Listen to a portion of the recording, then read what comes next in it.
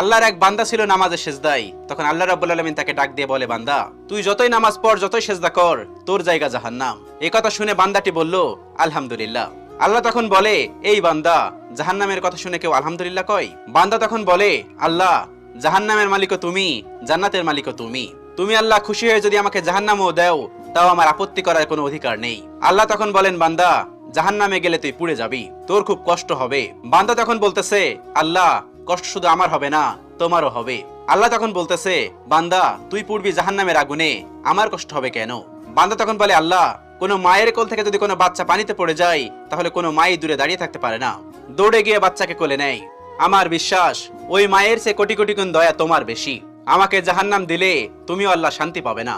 আল্লাহ তখন বলে, বান্দা, এই দলিল তুই কই পাইলি?